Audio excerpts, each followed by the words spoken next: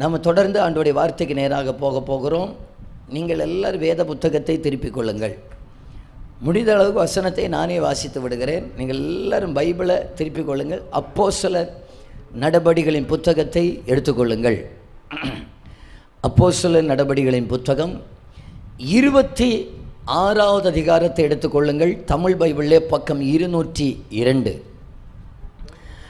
நான் அதிலிருந்து சில வசனங்களை நான் உங்களுக்கு வாசிக்கிறேன். 13வது வசனத்திலிருந்து 12வது வசனத்திலிருந்து வாசிக்கிறேன். இப்படி செய்து வருகையில் நான் பிரதான ஆசாரியர்களிடத்தில் அதிகாரமும் உத்தரவும் பெற்று தமஸ்குவுக்கு போகும்போது மத்தியான வேளையில், ராஜாவே, நான் வழியிலே சூரியனுடைய பிரகாசத்திலும் அதிகமான ஒளி வானத்திலிருந்து என்னையும் என்னுடனே கூட பிரயாணம் பண்ணினவர்களையும் சுற்றி பிரகாசிக்க கண்டேன். நாங்கள் எல்லாரும் தரையிலே விழுந்தபோது, சவுலே, சவுலே, நீ ஏன் என்னை துன்பப்படுத்துகிறாய்? முள்ளில் உதைக்கிறது உனக்கு கடினமாம் என்று எபிரேயு பாஷையிலே என்னுடனே சொல்லுகிற ஒரு சத்தத்தை கேட்டேன். அப்பொழுது நான், ஆண்டவரே, நீர் யார் என்றேன். அதற்கு அவர், நீ துன்பப்படுத்துகிற இயேசு நானே. இப்பொழுது நீ எழுந்து காலூன்றி நில். நீ கண்டவைகளையும் நான் உனக்கு தரிசனமாகி காண்பிக்கப் போகிறவைகளையும் குறித்து உன்னை ஊழியக்காரனாகவும் சாட்சியாகவும் ஏற்படுத்துகிறதற்காக உனக்கு தரிசனமானேன். உன் சுய ஜனத்தாரிடத்தினின்றும் அந்நிய ஜனத்தாரிடத்தினின்றும் உன்னை விடுதலையாக்கி அவர்கள் என்னை பற்றும் விசுவாசத்தினாலே பாவ மன்னிப்பையும் பரிசுத்தமாக்கப்பட்டவர்களுக்குரிய சுதந்திரத்தையும் பெற்றுக்கொள்ளும்படியாக அவர்கள் இருளை விட்டு ஒளியினிடத்திற்கும் சாத்தானுடைய அதிகாரத்தை விட்டு தேவனிடத்திற்கும் திருப்பும்படிக்கு நீ அவர்களுடைய கண்களை திறக்கும் பொருட்டு இப்பொழுது உன்னை நான் அவர்களிடத்திற்கு அனுப்புகிறேன் என்றார். போதும். இந்த முதலாவது ராத்திரி வேளையில் என்னுடைய செய்திக்கு ஒரு தலைப்பு கொடுக்க வேண்டுமே ஆனால், அன்றைக்கு சவுலை சந்தித்த இயேசு கிறிஸ்து யார் என்கிற தலைப்பின் கீழிலே நேரம் இருக்கிறது போல 4, 5, 6 காரியங்கள் நான் வாசித்த பகுதியிலிருந்தே நான் உங்களுக்கு காட்டி கொடுக்கிறேன். ஆண்டவர் நமக்கு திறந்த இருதயத்தை தருவாராக. பாஸ்டர் சொன்னது போல இந்த சத்தத்தை வெளியே இருந்து கேட்கிறவர்கள் உண்டு. அவர்களையும் இயேசுவின் நாமத்தில் அன்போடு கூட இந்த செய்திக்கு நேராக வரவேற்கிறேன். சவுல் யார் என்பதை நான் முதலாவது உங்களுக்கு சொல்லுகிறேன். அன்றைக்கு இஸ்ரவேலிலே 12 கோத்திரங்கள் உண்டு. இஸ்ரவேலுடைய முதலாவது ராஜாவாக இருந்தவர் சவுல். அவர் பென்யமீன் கோத்திரத்தை சேர்ந்தவர். நாளடைவிலே இதே பென்யமீன் கோத்திரத்திலே பரிசேயர் மார்க்கத்தை பின்பற்றுகிற ஒரு மனுஷன், ஆள் உயரத்தில் குறைந்தவராக இருந்தாலும் மிகவும் சாமர்த்தியமான ஒரு மனுஷன் இருந்தான். ஒருவேளை இந்த மனுஷன் பென்யமீன் கோத்திரத்திலே பிறந்ததினாலும் அவர்கள் கோத்திரத்திலே சவுல் என்கிறவர் முதலாவது ராஜாவாக இருந்ததினால் அந்த பெயரை பெற்றோர்கள் இவருக்கும் வைத்திருக்கலாம். உயரத்தில் குறைந்தவர் இந்த சவுல், ஆனால் அறிவில் பயங்கரமானவர். நியாய பிரமாணத்தை கற்று தேர்ந்தவர். ரோம குடியுரிமையை இவர் பெற்றிருந்தார்.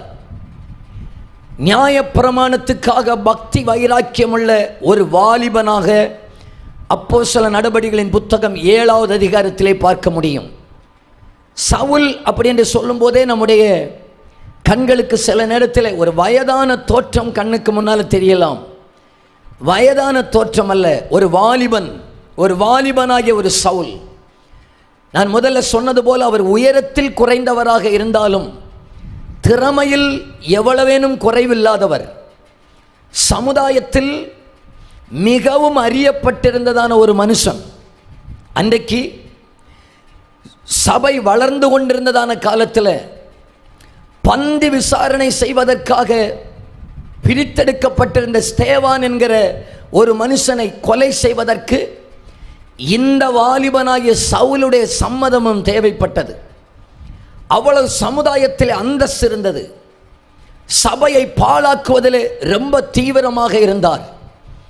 ஏனென்றால் இவர் அறிந்ததும் கற்றுக்கொண்டதுமெல்லாம் நியாயப்பிரமாணத்தையே கற்றுக்கொண்டு நியாயப்பிரமாணத்தின்படி மிக தீவிரமாக அவர் போராடி கொண்டிருந்தார். அவர் அறிந்த மார்க்கத்துக்காக பக்தி வைராக்கியம் பாராட்டினவராக இருந்தார். இப்பொழுது அவருக்குள்ளே ஒரு பெரிய ஒரு ஆசை. எருசலேமிலே இருந்த சபையை அந்த சவுல் பாழாக்கி ஆயிற்று. எருசலேமில் இருந்த சபையை பாழாக்கி வீடுகள் தோறும் நுழைந்து ஸ்திரீகளையும் குழந்தைகளையும் இந்த கர்த்தராக இயேசுவை ஆராதிக்க கூடாது என்று அவரால் முடிந்த அளவுக்கு பாழாக்கி ஆயிற்று. இப்போ அதற்கு பிறகு இவர் சமுதாயத்தை அங்கீகாரம் படைத்தவர் இல்லையா? நேரடியாக எங்கே போகிறார் என்றால் எருசலேமிலிருந்து தமஸ்குவுக்கு போகிறார். இந்த எருசலேமிலிருந்து தமஸ்குவுக்கு போகிறதற்கு குறைந்தபட்சம் 6 நாள் ஆகியிருக்கும். 5 அல்லது 6 நாட்கள் ஆகும். தமஸ்குவிலேயும் கூடியிருக்கிற கிறிஸ்தவர்களை பாழாக்கும்படியாக, சபையை துன்பப்படுத்தும்படியாக இவர் அதிகார பத்திரத்தை எல்லாம் கேட்டு வாங்கி கொண்டு பிரதான ஆசாரியரிடத்திலிருந்து இவர் கையில் அதிகாரமும் கிடைத்து விட்டது. இப்போ தமஸ்குவுக்கு அவர் போய்கொண்டே இருக்கிறார். தமஸ்குவுக்கு போகிறதான நேரத்தில் மத்தியான நேரம் வருகிறது. மத்தியான நேரத்தில் சடுதியில் ஒரு வெளிச்சம், சூரிய வெளிச்சத்தை விட பயங்கரமான ஒரு வெளிச்சம் அவரை சந்திக்கிறது. எல்லாரும் என்னை கவனியுங்கள், உங்களுக்கு புரிகிறது போல நான் மெதுவாக சொல்லுகிறேன். இந்த சவுல் பென்யமின் கோத்திரத்தை சேர்ந்தவர். எருசலேமிலே சபையை பாழாக்கின பிறகு தமஸ்குவில் இருக்கிற சபையை பாழாக்குவதற்காக போகிறார். இந்த எருசலேமிலிருந்து தமஸ்குவுக்கு ஏறக்குறைய 314 கிலோமீட்டர்கள் இருக்கலாம். அன்றைக்கு பிரயாணம் பண்ணுவதற்கு 6 நாட்கள் ஆகியிருக்கலாம். கொஞ்சம் யோசித்து பாருங்க. முதல் நாள் 2 நாள் 3 நாள் 4 நாள் 5 நாள் இவர் அப்படியே பிரயாணம் பண்ணுகிறார். ஒரு பிரச்சனையும் கிடையாது. யாத்திரையில் ஒரு தடையும் கிடையாது. எல்லாம் அனுகூலமாக இருக்கிறது. பிரயாணங்கள் எல்லாம் வாய்க்க பண்ணுகிறார். தமஸ்குவுக்கு பக்கத்தில் வைத்து மத்தியானத்தில் ஒரு வெளிச்சம் அவரை சந்திக்கிறது. அவரை அந்த வெளிச்சம் சந்தித்த உடனே பட்டாரன கீழே விழுகிறார். கீழே விழுந்த உடனே அவருக்கு ஒரு சத்தம் கேட்கிறது, சவுலே சவுலே நீ என்னை ஏன் துன்பப்படுத்துகிறாய் என்கிற ஒரு சத்தம் இந்த சவுலுக்கு கேட்கிறது. இவர் கேட்கிறார், ஆண்டவரே நீர் யார் என்று கேட்கிறார். நீர் யார், நீர் யார் என்று சொன்னவுடன் ஆண்டவர் சொல்லுகிறார், முள்ளில் உதைக்கிறது உனக்கு கடினமாம் என்கிற ஒரு சத்தம் கேட்ட உடனே எந்த தமஸ்குவில் இருக்கிற சபையை பாழாக்குவதற்காக இவர் போனாரோ அதே தமஸ்குவில இருந்து இவர் தன்னுடைய ஊழியத்தை துவங்குகிறவராக என் கர்த்தர் மாற்றிவிட்டார். அல்லேலூயா. என் அன்பு தெய்வஜனமே, சபையே, என் ஆண்டவரும் இன்றைக்கு ஆண்டவருடைய பெரிய ஒரு காரியம் என்னவென்றால், எந்த மனுஷனையும் பிரகாசிக்க பண்ண என் கர்த்தர் வல்லமையுடையவராக இருக்கிறார். எந்த மனுஷனையும் ஆண்டவர் ரட்சிப்பதற்கு வல்லமையுடையவராக இருக்கிறார். நான் மெதுவாக அப்படியே செய்திக்குள்ளாக வருகிறேன். இன்றைக்கும் நாங்களும் வாஞ்சிக்கிறோம். எங்களுக்குள்ளே பெரிய ஒரு ஆசை என்னவென்றால், அன்றைக்கு ஒரு மனுஷனை சந்திப்பதற்கு, கீழே விழத்தள்ளுவதற்கு ஆண்டவர் ஒரு வெளிச்சத்தை அனுப்புவீரே ஆனால், மிகவும் கடின இருதயம் கொண்ட, முரட்டாட்டம் கொண்ட ஒரு சவுலை ஒரு வெளிச்சத்தினால் ஆண்டவர் சந்திப்பாரே ஆனால், இன்றைக்கு அதே சுவிசேஷத்தின் வெளிச்சம் இத்தனை மக்களை சந்திப்பதற்கு எங்கள் மத்தியிலே வெளிப்படுவதாக. ஆண்டவரே, எங்கள் இந்திய தேசம் ஏறக்குறைய 145 கோடி மக்களை கொண்ட பெரிய இந்திய தேசத்தை அசைக்கிற ஒரு வெளிச்சம் இந்தியாவின் மேல எங்கள் கண்கள் காண வெளிப்படுவதாக. முரட்டாட்டம் கொண்டவர்களையும், சுவிசேஷத்துக்கு விரோதமாய் எழும்புகிறவர்களையும், சுவிசேஷத்துக்கு விரோதமாய் திட்டங்களை நடப்பிக்கிறவர்களையும் சந்திக்க கூடியதான ஒரு வெளிச்சத்தை என் ஆண்டவர் நம்முடைய கண்கள் காண இந்தியாவில் அனுப்புவாராக. ஆண்டவர் அதை செய்ய வேண்டும் என விரும்புகிறவர்கள் இருக்கிறீர்களா? அவர்கள் அந்த கரங்களை தட்டி கப்பாவுக்கிற ஒரு ஆமென் சொல்லியிருக்க பார்க்கலாம். ஹல்லேலூயா, ஹல்லேலூயா. ஆண்டவர் ஒரு மனுஷனை பிடிப்பதற்கு அந்த வெளிச்சத்தை அனுப்புவாரே. ஆனால் ஹல்லேலூயா, எல்லா ஆத்துமாக்களும் என் ஆண்டவருக்கு விலையேறப்பட்டவர்கள் தான். இனி வருகிற காலத்திலே கர்த்தர் அதை செய்வாராக. பூமியின் மேல் அக்கினியை போட வந்தேன் என்று சொல்லுகிற ஆண்டவர் இந்திய தலைவர்களை அந்த வெளிச்சம் சந்திப்பதாக. மார்க்க வரி கொண்டவர்களை அந்த வெளிச்சம் சந்திப்பதாக. சுவிசேஷத்துக்கு விரோதமாக எழும்புகிறவர்களை அந்த வெளிச்சம் சந்திப்பதாக. சபையை பாழாக்குகிறவர்களை அந்த வெளிச்சம் சந்திப்பதாக. பக்தி வைராக்கியத்தின் பேரில் கிரியை செய்கிறவர்களை அந்த வெளிச்சம் சந்திப்பதாக. ஹல்லேலூயா. நிச்சயமாகவே கர்த்தர் அதை செய்ய துவங்குவாராக. நாங்க இப்போ ஆண்டவரிடத்தில் கேட்கறதெல்லாம் என்னன்னா, ஆண்டவரே எங்கள் கண்கள் காண இன்னும் ஒரு பெந்தகோஸ்து நாளை எங்க கண்கள் காண கர்த்தர் உதவி செய்வீராக. நாக்கம் உங்களுக்கு அந்த ஆசை இருக்குதா? ஒரு அப்போஸ்தலர் 2வது அதிகாரத்தை எங்க கண்ணு காண கர்த்தர் உதவி செய்வீராக. இருக்கிறீங்களா? அவங்க இருக்கிறவங்க அந்த கையை உயர்த்தி ஒரு ஸ்தோத்திரம்னு சொல்ல ஆரம்பிங்க பார்க்கல. அந்த கை உயர்த்தினா மட்டும் போதாது, வாய்களையும் திறந்து ஆமென் என்றோ ஸ்தோத்திரம் என்றோ அல்லேலூயா என்றோ அந்த ஆசை உள்ளவங்க சொல்லிடலாமா? ஸ்தோத்திரம். ஆண்டவரே, அன்றைக்கு எங்கள் ஆதி காலத்தில் ஒரு வல்லமை அனுப்பி ஒரே நாளில் 3000 சபைக்குள்ள கொண்டு வர முடியும்னு சொன்னோம். அதே கர்த்தரை தான் நாங்களும் ஆராதிக்கிறோம், அதே கர்த்தரை தான் நாங்களும் சேவிக்கிறோம். அன்றைக்கு அப்போஸ்தல காலத்தில் எப்படிப்பட்டவர்களை எல்லாம் நீர் அசைத்தீரோ அப்படிப்பட்ட அசைவுகளை உண்டாக்குகிற ஒரு வல்லமையை எங்கள் கண்கள் காண இந்த 2025 எங்கள் கன்னியாகுமரி மாவட்டத்திலிருந்து கர்த்தர் அதை துவக்குவீராக. அதைத்தான் நாங்கள் எழுப்புதல் என்று சொல்லுகிறோம், அதைத்தான் பின்மாறி என்று சொல்லுகிறோம், அதைத்தான் கடைசி கால அபிஷேகம் என்று சொல்லுகிறோம். அதை இந்த தேமானூர் பகுதிகளிலிருந்தும் கர்த்தர் கிரியை செய்ய ஆரம்பிக்கட்டுமே இயேசுவின் நாமத்தினால. ஹல்லேலூயா. நல்ல சவுண்ட் சிஸ்டம், நல்ல சவுண்ட் சிஸ்டத்தை வைத்ததுனால, பிரதர் தப்பாக நினச்சிடாதீங்கன்னா சூப்பர் சவுண்டாக, நல்ல சவுண்ட் சிஸ்டத்தை வச்சதுனால ஜனங்கள் ரட்சிக்கப்படுவாங்களா? ரட்சிக்கப்பட மாட்டாங்க. எங்களுக்கு கொஞ்சம் ஃப்ரீயாக இருக்கும், அவ்வளோதான். நல்ல இசை கருவிகள் வச்சதுனால மக்கள் ரட்சிக்கப்படுவாங்களான்னு கேட்டால் ரட்சிக்கப்பட மாட்டாங்க. மக்கள் ரசிப்பார்கள். நல்ல எக்யூப்மெண்ட்ஸ் இருக்கிறதுனால மக்கள் ரசிப்பார்கள்.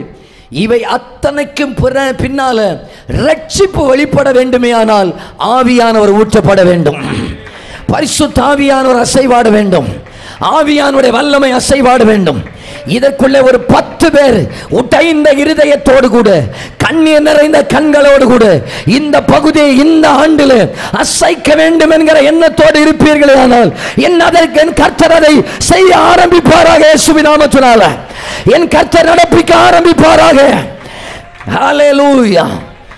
ஒரு மனுஷனுக்காக என் கர்த்தருடைய வல்லமை வெளிச்சம் வெளிப்பட்டதே ஆனால் இந்த பட்டணத்தின் மேல என் கர்த்தருடைய வெளிச்சம் உதிப்பதாக, இந்த கிராமத்தின் மேல ஆண்டவருடைய வெளிச்சம் உதிப்பதாக.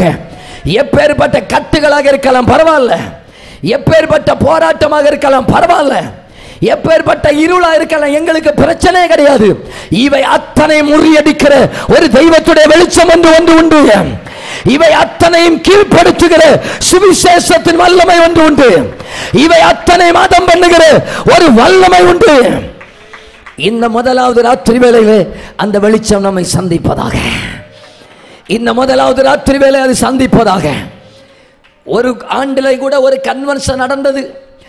இந்த ஆண்டிலையும் நாங்கள் ஒரு கூட்டத்தை நடத்தினோம் என்று கணக்கு காட்டுகிற கூட்டமாக இது மாற வேண்டாம்.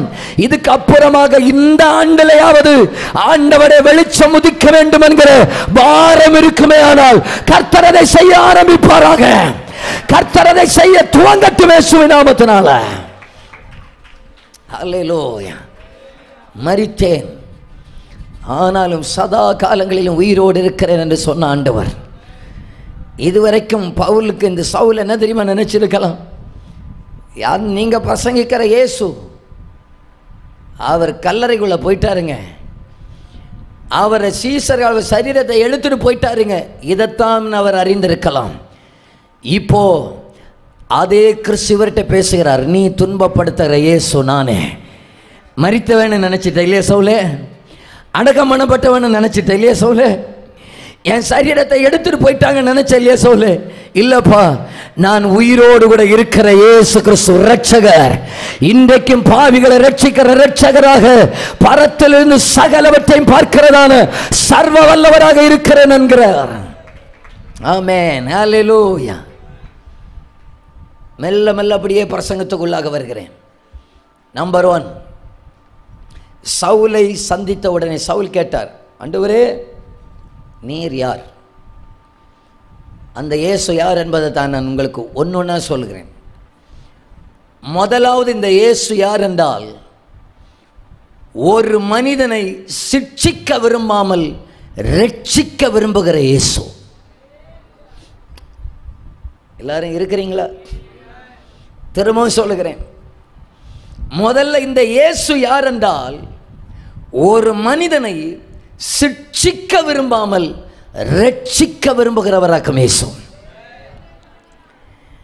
சவுலே, நீ நல்ல சேவான கொன்னுட்ட, கொல்லுவதற்கு சம்மதித்த. இப்போ இவரை கொல்லுவதற்கு ஆண்டவருக்கு என்ன பெரிய நேரமாயிருக்கும்?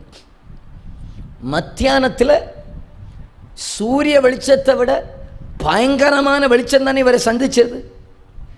இவரை சந்திச்ச வெளிச்சத்தில் ஒரு 4 டிகிரி கூட வெளிச்சத்தை கூட்டினா ஆள் அவ்வளோதான், முடிஞ்சு, சொல்லி முடிஞ்சு. கன்னியாகுமரி பாசையில் சொன்னால் முடிஞ்சு. அப்புறம் சமயமாக ரதத்தில் பாட வேண்டியதான். சவுலே, உன்னை தட்டி தூக்குறதுக்கு எனக்கு தெரியும்ப்பா, ஆனால் உன்னை தட்டி தூக்குறதுக்கு நான் வரல. உன்னை தட்டி எழுப்பி சபையை உன்னை கொண்டு கட்டுவது பண்ணுவதற்காக வந்திருக்கிறேன்ப்பா. உன்னை அழிக்க வரல, உன்னை ரட்சிக்கவே வந்திருக்கிற ஒரு நல்ல ஆண்டவர். அந்த எல்லாரும் உள்ளத்தில் மனசில் பதிய வச்சுக்கிட்டோம். என் ஆண்டோடைய கிருபையை பாருங்கள். என் ஆண்டோடைய பெரிய இரக்கம் என்னன்னு சொன்னால், எந்த மனுஷன் சபையை பாழாக்கிறாரோ அந்த மனுஷனை கொண்டே சபையை கட்ட நினைக்கிற ஒரு நல்ல ஆண்டவராக நம்முடைய ஆண்டவர். இன்றைக்கும் எந்த மனுஷனையும் ரட்சிக்கப்படணும்னு விரும்புகிற அப்பாவுக்கு ஒரு நல்ல ஒரு கைத்தட்டு கொடுத்துடலாமா? இதான் தேமானூரில் உள்ள நல்ல கைத்தட்டா? கர்த்தாவே, இந்த ஸ்டேஜில் இருக்கிற யாரும் கைத்தட்டா கேட்டீங்களா? நீங்கள் மட்டும் அப்பாவுக்கு ஒரு கைத்தட்டு கொடுங்க பார்க்கலாம். பாருங்க, 9 மணிக்கு முன்னால் கொஞ்சம் கூட வரணும்னு எதிர்பார்க்குறேன். நல்ல கையை அசைச்சு அப்பாவுக்கு ஒரு அல்லேலூயா சொல்லியிருக்க பார்க்கலாம். அல்லேலூயா, அல்லேலூயா, அல்லேலூயா. என் ஆண்டவருடைய அன்பு இருக்கு பார்த்தீங்களா? அவ்வளோ பெரியது. சபையை நீ கெடுத்து கொண்டு நடக்கிறப்பா, சபையை நீ பாழாக்கி கொண்டு இருக்கிறப்பா, என் ஜனத்தை நாசம் பண்ணி கொண்டு இருக்கிறப்பா, உன்னை இப்போ அழிக்க தெரியாதுன்னு நினச்சாதாப்பா. உன்னை எனக்கு அழிக்க தெரியும், ஆனால் உன்னை அழிக்கிறதுக்கு எனக்கு மனசு இல்லை. இதுதான் என் இரட்சகராக இயேசுவின் அன்பும். இதுதான் இரட்சகராக இயேசுவின் அன்பும். இந்த முதலாவது ராத்திரி வேளையின் சத்தத்தை கேட்கிறவர்களுக்கு சொல்கிறேன், ஐயா, நாம் பாவத்தில் இருக்கிறோம் என்பது ராஜாவுக்கு நல்லா தெரியும். நாம் விழுந்து போனவர்கள் நல்லா தெரியும். நாம் குறைவுள்ளவர்கள் நல்லா தெரியும். ஆனால் நம்மை அழிக்கவும் அவருக்கு தெரியும். நாம் அழிக்கப்பட வேண்டும் என விரும்பாமல் நாம் ரட்சிக்கப்படவே விருப்பமுடையவராக இருக்கிறார். ஆகையினால இந்த ராத்திரி வேளையில் உங்களை சந்திக்கிறதான நேரத்திலேயே அவர் பாதத்தில் விழுந்து விடுவதற்கு கர்த்தர் உங்களை அழைக்கிறார். இயேசு யார் தெரியுமா? நாங்கள் பிரசங்கிக்கிற இயேசு எந்த மனுஷனும் ரட்சிக்கப்பட வேண்டும் என விருப்பமுடையவராக இருக்கிறார். எந்த பாவியாக இருக்கலாம், கொலைகாரனாக இருக்கலாம், நீங்க ரட்சிக்கப்படணும் தான் என் கர்த்தர் விருப்பமுடையவராக இருக்கிறார். ஆமென், ஸ்தோத்திரம். எந்த பாவியாக இருக்கலாம். நான் அதோடைய மறுபக்கத்தை கூட ஒன்று சொல்லிடுறேன். ஏன்னா நம்ம கன்னியாகுமரி மாவட்டத்தில் இதெல்லாம் பேசாமல் போனால் தப்பு. சபைக்கு உள்ளே கடந்து குளறுபடி பண்ணிட்டு கிடக்கிற அனனியாலும் சப்பீராலையும் ஆண்டவர் தட்டி தூக்கிட்டார். நீங்கள் யோசித்து பாருங்கள், அனனியா சப்பீரால் பெரிய பாவம் பண்ணாங்களா, இந்த சவுல் பெரிய பாவம் பண்ணானா?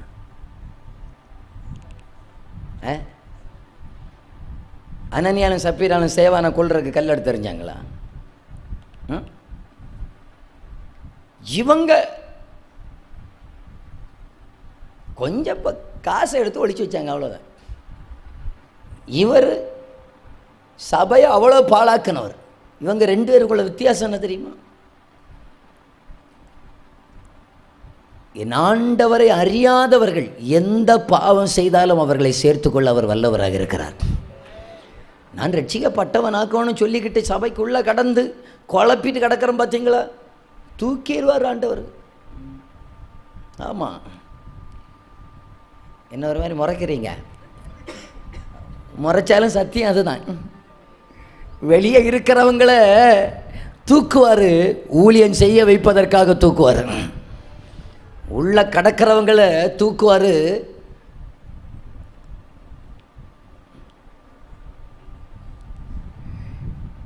எத்தனை பேர் சொல்லுகிறீங்க, ஆண்டவரே என்ன நீரை எச்சரிக்கிறதான நேரத்தில் நான் சவுலை போல உங்கள் பாதத்தில் விழுந்து உமக்காக வாழுவதற்கு ஒப்பு கொடுக்கிறேன் ஆண்டவரேன்னு சொல்லுகிறவங்க 2 கைகளை உயர்த்துங்க பார்க்கலாம். 2 கைகளை, ஈ மேஜர், நல்ல 2 கைகளை. ஹல்லேலூயா. அவர் பாதம் வீழ்ந்து பணிந்து ஆனந்த கண்ணீர் வடிப்பே, எந்தன் ஓட்டம் ஜெயத்துடன் முடியும், அந்த நாடை சுதந்தரிப்பே. எல்லாரும் என்ன கவனிங்க, உங்களுக்கு ஒரு சாட்சி சொல்லிட்டாரு. எல்லாரும் என்ன கவனிங்க, ஒரு சாட்சி சொல்றாரு.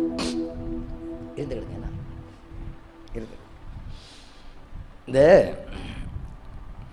போன வருஷத்தில் தர்மபுரி மாவட்டத்துக்கு ஊழியத்துக்காக போயிருந்தேன். அங்கே ஊழியத்துக்கு போயிருந்த நான் நேரத்தில் 3 நாள் எங்களை கவனிப்பதற்காக ஒரு சகோதரன் எங்கள் கூடயே நடந்தார். அவருடைய பேர் என்னவென்றால் முருகன். அந்த சகோதரன் எங்கள் கூடயே நடந்தார். ஒவ்வொரு நேரத்திலையும் வந்து கேட்பார், பாஸ்டர் சாப்பாடு வேணுமா, தண்ணி வேணுமா. குழந்தைகளை போல இருந்தார் எங்கள் கூட. சரி, இப்போ 3ஆவது நாளில் கூட்டம். அந்த ஒரு கிராமத்தில் கொஞ்சம் நேரமாக ஆரம்பிக்கும், சீக்கிரமாக முடிச்சிடணும். சரின்னு சொல்லிக்கிட்டு ஆராதனை முடிஞ்சு பிரசங்கத்துக்கு முன்னால் அந்த முருகன் வந்து சாட்சி சொல்கிறாரு பாருங்க. நான் பின்னால் உட்கார்ந்துருக்கிறேன், சாட்சி சொல்கிறாரு. நான் நினைக்கிறேன் 3 நாள் இவர் நம்ம கூட தானே கிடந்தார், இவர் என்ன சாட்சி சொல்ல போகிறாரு, சாட்சிக்கு வேறு நேரம் கொடுத்துருக்கு அப்படின்னு வேறு பார்க்குறேன். அவர் சொல்கிறாரு, என்னை பற்றி உங்கள் எல்லாருக்கும் தெரியும். அவருக்கு ஊரில் சொல்கிறார், என்னை பற்றி உங்கள் எல்லாருக்கும் தெரியும். நான் ஒரு கொலை குற்றவாளி, சிறைச்சாலையிலேருந்து வந்தேன். சுருக்கமாக ஒரு 2 நிமிஷத்தில் என்னை ரட்சித்த ஆண்டவர் உங்களையும் ரட்சிப்பார். நம்முடைய கிராமத்துக்காக வந்த ஊழியக்காரர் எல்லாருக்கும் அப்படி இப்படின்னு சொல்லிட்டு அவர் சாட்சியை நிப்பாட்டிட்டார். என்னடா, ஜெயிலுக்கு வந்த ஆளா 3 நாள் நம்மளை பாதுகாத்துக்கிட்டாரு. நான் கூட்டத்தை முடிச்சுக்கிட்டு 8:30க்கு கூட்டத்தை முடித்து வந்தவங்களுக்கு ஜெபம் பண்ணி விட்டுட்டு கூட்ட நடத்துகிற இடத்துலேருந்து 10:30 மணி வரைக்கும் முருகனுக்கு சாட்சியை கேட்டிருக்கிறேன். இன்னும் தீரலை. இனி அடுத்த வாட்டி போகும்போது கேமரா கொண்டு போய் ரெக்கார்டு பண்ணி எடுத்துகிட்டு வரணும்னு நினச்சிருக்கிறேன். இப்போ என்னன்னா, பயங்கர சுவாரஸ்யமாக இருந்தது முருகனுடைய சாட்சி. போன கேட்டேன், பிரதர் உங்கள் சாட்சி என்ன, ஜெயிலுக்கு போயிட்டு வந்தேன்னு சொன்னீங்க இல்லையா, என்ன ஆச்சுன்னு கேட்டேன். அவர் சொன்னார், 2000ஆவது ஆண்டில் நான் வந்து ஒரு பிரச்சனையில் எங்கள் குடும்பத்தில் நான் ஒரு மனுஷனை கொலை பண்ண வேண்டியது வந்துச்சு. நானும் என்னுடைய அண்ணனும் சேர்ந்து கொலை குற்றத்தில் ஈடுபட்டுட்டோம். 2004ஆவது வருஷத்தில் வழக்கு என்னை 2 ஆயுள் தண்டனை என்னமோ விதிச்சு ஜெயிலில் சுப்ரீம் கோர்ட்டும் என்னுடைய தண்டனையை உறுதிப்படுத்தியாச்சு. இப்போ நான் எங்கே இருக்கிறேன்னா, வேலூர் மத்திய சிறையில் இருக்கிறேன். ராஜீவ்காந்தியை கொலை செய்ததான முருகன், சாந்தன், பேரறிவாளன் இவர்களோடு கூட நானும் அந்த ஜெயிலில் இருக்கிறேன்.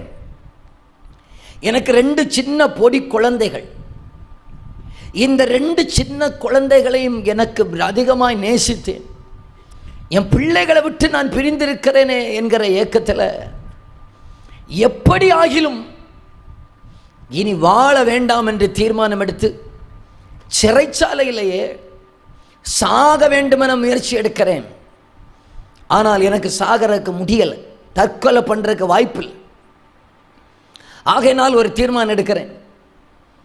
அங்கே இருக்கிற ஜெயில் வார்டனும் அங்கே இருக்கிற எங்களை கவனிக்கிற போலீஸ்காரங்கெல்லாம் சேர்ந்து அவர்களே என்னை அடித்து கொன்று விட வேண்டும். ஆகையினால ரொம்ப முரட்டு குணமாக இருந்தேன். முரட்டு குணமாக இருந்த என்னை நான் ஒரு நாள் மனசில் நினச்சேன், நானா சாகிறதுக்கும் வழி இல்லை, இனி இவங்களா என்னை அடித்து கொண்டாங்கன்னா சீக்கிரமாக செத்துடலாம். எனக்கு இப்போ ஒரே ஆசை சாகணும். அப்போ இவர்கள் என்ன அடிக்கணும்னா என்ன செய்கிறது? ஒரு நாள் அவர்களுக்கு ஒரு அடியை நான் கொடுக்கணும். திரும்ப அவர்கள் என்ன அடிப்பாங்க, போட்டு வெளுத்துருவாங்க, அப்படி நான் செத்துருவேன். ஒரு சின்ன ஒரு பிரச்சனையில் வாக்குவாதத்தில் அங்கே இருக்கிற ஒரு வார்டனை பிடிச்சி அடிச்சிட்டார். வார்டன் அடித்தா விடுவாங்கள, அத்தனை பேர் மிதின்னு மிதிச்சு நொறுக்கி எடுத்து ஜெயிலுக்குள்ள கடுங்காவல் அறை என்கிற ஒரு அந்த அறைக்குள்ளே கொண்டு இவரை போட்டாச்சு.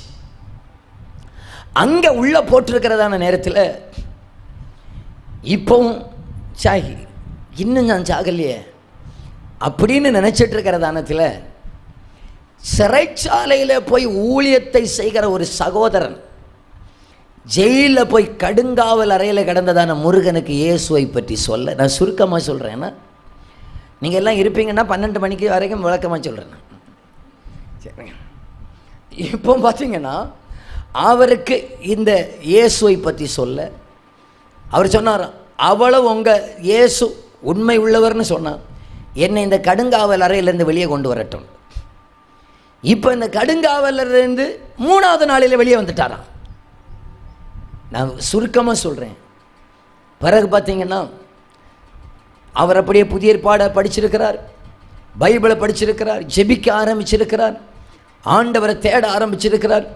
தேட தேட தேட இவருடைய வாழ்க்கையில் ஜெயிலில் கடந்தாலும் உள்ளுக்குள்ளே பயங்கரமான ஒரு சமாதானம்.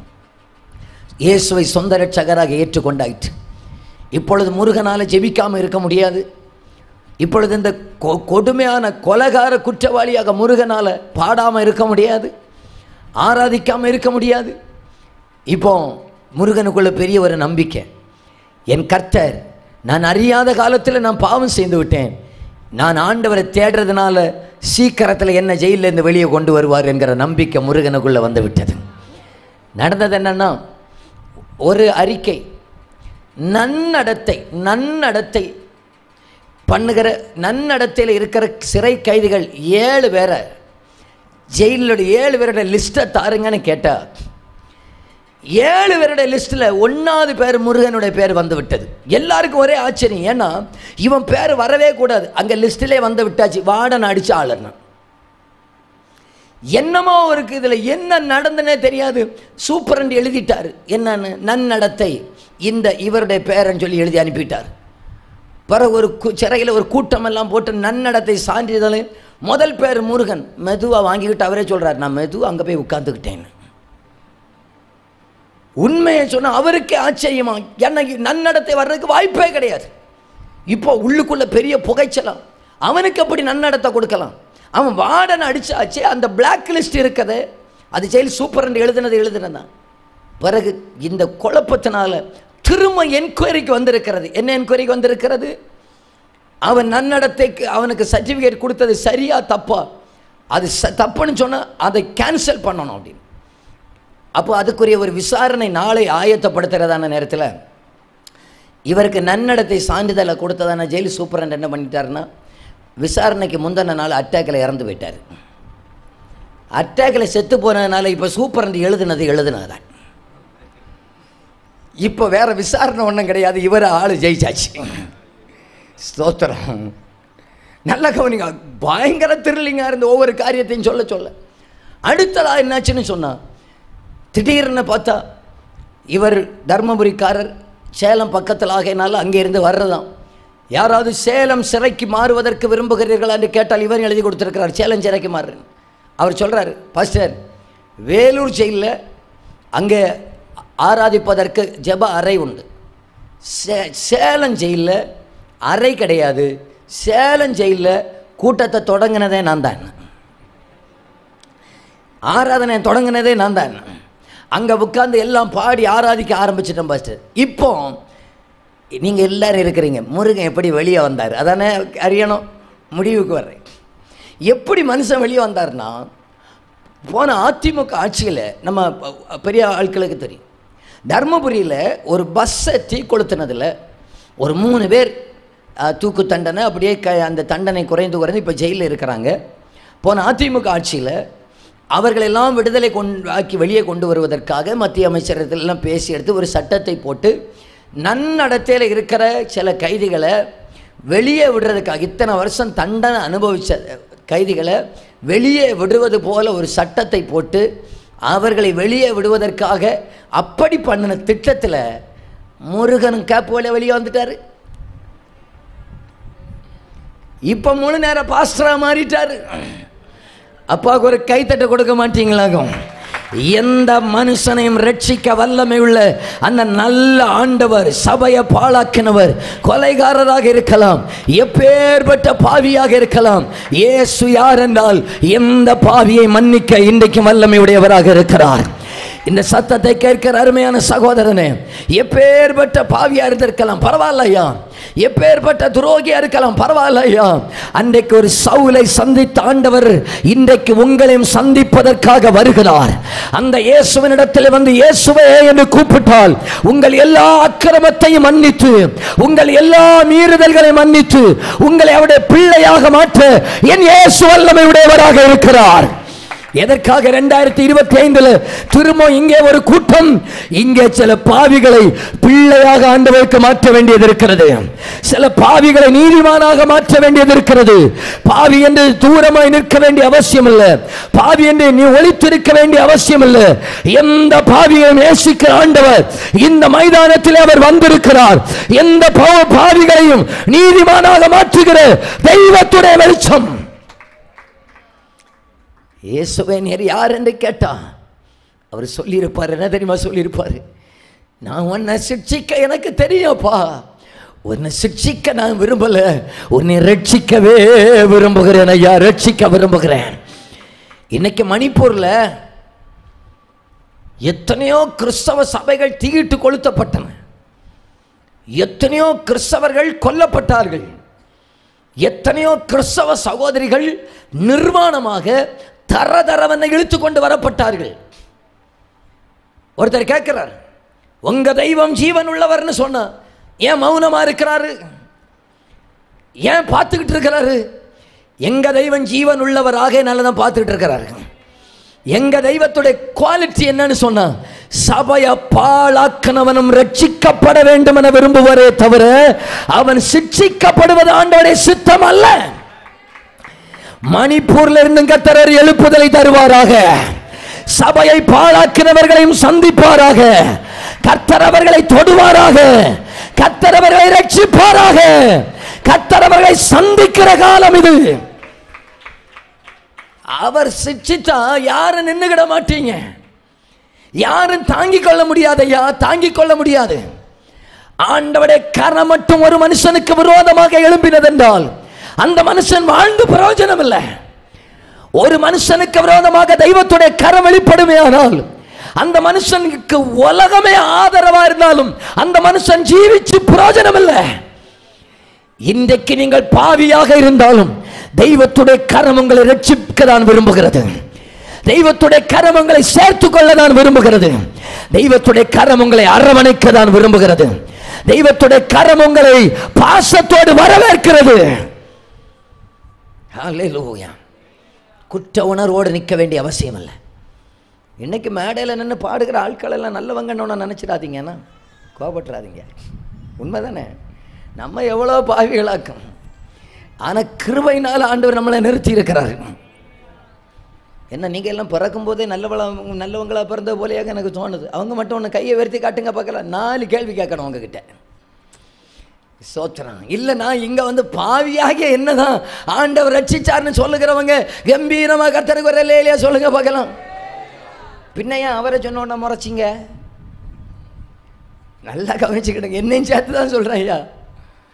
நாங்கள் எல்லாம் பிறக்கும் போதே பாஸ்டருக்கு பிள்ளையாக பிறந்த ஆளு கிடையாது, பாஸ்டர் வம்சத்தில் வந்த ஆளும் கிடையாது, பாஸ்டருக்கு பரம்பரையில் வந்த ஆளும் கிடையாது. நாங்கள்லாம் ஆண்டவரை விட்டு விலகி தூரம் போன ஆளுக்கு. உங்கள் முன்னால் என்ன பிரசங்கம் பண்ணுகிறேன்னா 6 விபத்தில் சாகாதவனாக்கும். நல்ல காலத்தில் ஊழியத்துவான்னு ஆண்டவர் என்ன அழைச்சார். நான் வரமாட்டேன்னு சொல்லிட்டேன், எனக்கு இதெல்லாம் ஆகாதுன்னு சொல்லிட்டேன், இதெல்லாம் எனக்கு சரிப்பட்டு வராதுன்னு சொல்லிட்டேன். ஆனால் ஆண்டவர், நான் இப்போ ஆண்டவருக்கு ஒவ்வொரு நாளும் கோடி கோடி நன்றிகளை செலுத்துவேங்க. என்ன ஆண்டவருக்கு கொன்னு இருக்கலாம், நான் என்னுடைய அழிவை விரும்பாமல் என்னுடைய ரட்சிப்பை விரும்புகிற ஒரு ராஜா ஒருவர் உண்டு ஐயா. இன்றைக்கு அத்தனை பேரோடும் சொல்கிறேன், உங்களுடைய அழிவை விரும்பாமல் நம்முடைய ரட்சிப்பை விரும்புகிற நேசர் ஒருவர் உண்டு ஐயா. எந்த பாவியாக இருந்தாலும் பரவாயில்ல, மலைத்து நில்லாத வந்து விடுங்கள், வந்து விடுங்கள். நேசிக்கிற ஒரு ராஜா உண்டு, நம்மை அரவணைக்கிற ஒரு ராஜா உண்டு, நம்மை சுத்திகரிக்கிற ஒரு ராஜா உண்டு. ஒருவேளை நாங்கள் ஆண்டவரை அறிந்தும் ரட்சிக்கப்பட்டும் ஆண்டவரை விட்டு தூரமாக போயிருக்கலாம். இன்றைக்கி வந்துருங்க. ஒரு இளைய குமாரனை சேர்த்தனைத்த ஆண்டவர் நம்மை சேர்த்துக்கொள்ள அவர் ஆவலோடு கூட இருக்கிறார். நான் அடிக்கடி சொல்லுகிற ஒரு வார்த்தை இங்கேயும் சொல்லுகிறேன். லூக்கா 15 அதிகாரத்தை வாசிக்க வேண்டாம், இங்கே என்ன எல்லாரும் பார்த்தா போதும். இப்போ வாசித்தா நேரமாயிரும். ஸ்தோத்திரம். பாஸ்டருக்கு நான் சரியான நேரத்தில் முடிக்கலைன்னா சட்டையை பிடிச்சி எழுப்பார், எனக்கு தெரியும். ஏன்னா அங்கே ஆவலோடு தான் இருக்கிறாங்க. ஏன்னா எல்லாருக்கும் சாப்பாடு ரெடியாக இருக்குது, கரெக்டாக முடிச்சிடணும்னு சொல்லி தான் மைக்கை கையில் கூட எஸ்ன்னு சொன்னனால தான் மைக்கை கையில் வந்துச்சு. ஆகையினால இன்னும் 3 நாள் இருக்கிறதுனால நான் கரெக்டாக அதை கீப் பண்ண வேண்டியது இருக்கிறது. நல்லா கவனிச்சுக்கிடுங்க. நான் என்ன சொல்ல வருகிறேன்னு சொன்னால், லூக்கா 15 1 காணாமற் போன ஆடு, 2 காணாமற் போன வெள்ளிக்காசு, 3 காணாமற் போன மகன். எல்லோரும் உங்கள் வலது கையை உயர்த்தி காட்டுங்க பார்க்கலாம். வலது கையை உயர்த்தி நான் சொல்கிறது போல் இப்படி ஒன்று ஒன்றா சொல்லுங்கள் பார்க்கலாம். 1 100ல் 1 சொல்லுங்க, கேட்கல. 10ல் 1, 2ல் 1. 100ல் ஒரு ஆடு காணாமல் போச்சு, அதுவும் தெய்வத்துக்கு முக்கியம்தான். 10ல் ஒரு வெள்ளிக்காசு காணாமல் போச்சு, அதுவும் தெய்வத்துக்கு முக்கியம்தான். 2ல் ஒரு மகன் காணாமல் போன அவனும் முக்கியம்தான். 100ல் 1 போனாலும் தள்ள விரும்பல, அதையும் தேடி போகிற ஒரு அப்பாவுக்கு ஒரு கையை தட்டி ஒரு ஆமேன்னு சொல்லலாமா? இந்த சத்தம் கேட்கிற நெசலறீங்க 100ல் 1 இருக்கலாம், 10ல் 1 இருக்கலாம், 2ல் 1 இருக்கலாம். உங்களை தள்ள விரும்பல, சேர்க்கவே விரும்புகிற ஒரு மகிமையின் ராஜா நம்மத்திலே அசைவாடுகிறார். ஆண்டவரே, நீர் யார்? சிட்சிக்க விரும்பாமல் ரட்சிக்கவும் சேர்த்து கொள்ளவும் விரும்புகிற ஒரு நேசர். ஹல்லேலூயா, ஹல்லேலூயா, ஹல்லேலூயா. அந்த வலது கையை உயர்த்தி சொல்லலாமா? நெஞ்சிலே ஓர் ஊற்று நதியாய் பாயுதையா,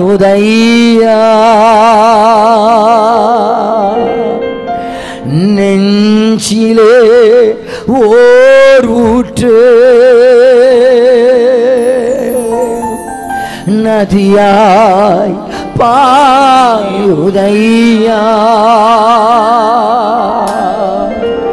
மனிதர்கள் மூழ்கணுமே, மறுரூபம் ஆகணுமே, எல்லா மனிதர்கள் மூழ்கணுமே, மறுரூபம் ஆகணுமே. கைகளை உயர்த்தி பாடலாமா? நெஞ்சிலே ஓரூற்று நதியாய் பாயுதையா, செய்யா நெஞ்சிலே ஓரூற்று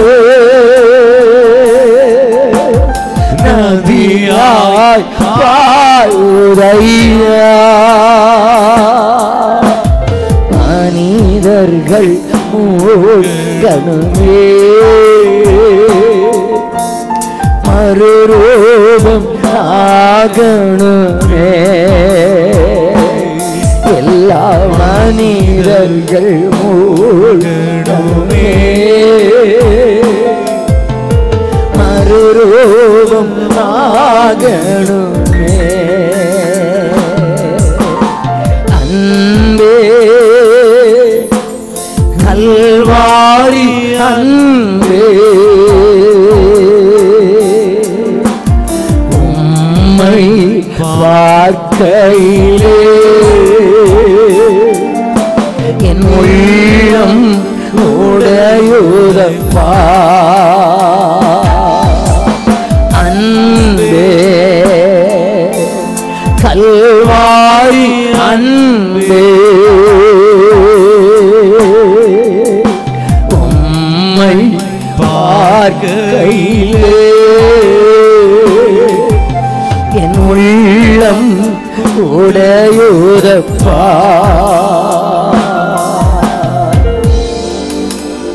ஒரு காணாமற் போன ஒரு ஆடு, அது எப்படி தெரியுமா? மேய்ப்பன் போய் தேடுவார். இது எங்கேயாவது முள்ளுக்குள்ளே எங்கேயாவது சிக்கி போய் கிடக்கும். கிடக்கிற இடத்துல சும்மா கிடக்காது, மரண ஓலத்தில் ஓன்னு கத்தும். மரண ஓலத்தில் ஓன்னு கத்துனாதான் இதனுடைய சத்தம் மேய்ப்பனுடைய காதில் போய் விழும். அந்த சத்தத்தை கேட்டு மேய்ப்பன் ஓடி போய் முள்ளும் புதருக்குள்ளே இருந்து தூக்கி தோளில் போட்டு கொண்டு வருவார். மந்தையை விட்டு வெளியே போய் நிற்கிறீங்களா? ஆண்டவர் அறிந்து தூரமாக போய் நிற்கிறீங்களா? உங்களை தள்ளுவதற்கு ஆண்டவருக்கு தெரியும். ஆனால் சிட்சிக்க விரும்பாமல் உங்களை தேடி வந்து இந்த கடைசி காலத்தில் மந்தையிலே கொண்டு வந்து வைத்து உங்களை பயன்படுத்தவே விரும்புகிற ஒரு அப்பா இந்த முதலாவது ராத்திரி வேளையில் வந்திருக்கிறார்.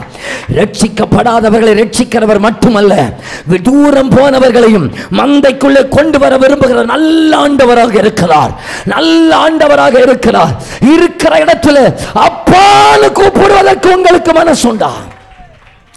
அப்பா, உம்மை விட்டு தூரம் போனவன் அப்பா, உம்மை விட்டு விலகினவன் அப்பா, உம்மை விட்டு பிரிந்து போனவன் அப்பா. உங்களுக்கு கதறுவதற்கு மனசு இருந்தா உங்க பக்கத்தில் தேடி வர ஒரு நல்ல மெய்ப்பன்மா அவர் ஆவலோடு கூட இருக்கிறார். நீங்க எங்க போனாலும் வருவாருங்க, எங்க இருந்தாலும் போய் தூக்கி எடுப்பாருங்க. எந்த இடத்திலிருந்து உங்களை தூக்கி எடுக்க அவர் வல்லவராக இருக்கிறாருங்க. எந்த புதருக்குள்ள சிக்கினாலும், எந்த பாவ வலையில சிக்கினாலும், எந்த இன்டர்நெட்டுக்குள்ள சிக்கினாலும் உங்களை தூக்கி எடுத்து திரும்ப நிறுத்துகிற ஒரு அப்பா ஒருவர் இருக்கிறாருங்க. நல்ல தகப்பன் ஒருவர் இருக்கிறாருங்க. முதல்ல இந்த இயேசு யார்? ஒரு மனிதனை சிக்ஷிக்க விரும்பாமல் சேர்த்து கொள்ளவே விரும்புகிற நல்ல இயேசு. எத்தனை பேர் எனக்கு புரியுதுன்னு சொல்லுகிறவங்க உங்க கையை உயர்த்தி அப்பாவுக்கு ஒரு லேலிய சொல்லுங்க பார்க்கலாம். இன்னும் சத்தமா ஒரு லேலிய சொல்லுங்க பார்க்கலாம். 2, சவுலை சந்தித்த இயேசு யார்? இப்போ இயேசு சவுலை பார்த்து சொல்றாரு, சவுலே, நீ துன்பப்படுத்துகிற இயேசு நானே. என் கேள்விக்கு பதில் சொல்லுங்க பார்க்கலாம். சவுலை பார்த்து இயேசு சொல்றாரு, நீ துன்பப்படுத்துகிற இயேசு நானே. சிலுவையில் இயேசு அடித்த கூட்டத்தில் சவுல் உண்டா? இந்த வலது கையை உயர்த்தி காட்டுங்க பார்க்கலாம். ஒன்று இப்படி சொல்லணும், இல்லைன்னா இப்படி சொல்லணும். இந்த இந்த சேரில் இந்த பேப்பர் வெயிட் மாதிரி உட்காந்துருக்கப்படாது, ஒன்று அசையணும். சொல்லுங்க பார்க்கலாம். சிலுவையில் இயேசு அடித்த கூட்டத்தில் இந்த சவுல் உண்டா இல்லையா? இல்லை இல்லையா? இல்லை. அப்போ ஏன் ஆண்டவர் சொல்கிறார், நீ துன்பப்படுத்துகிற இயேசு நானே?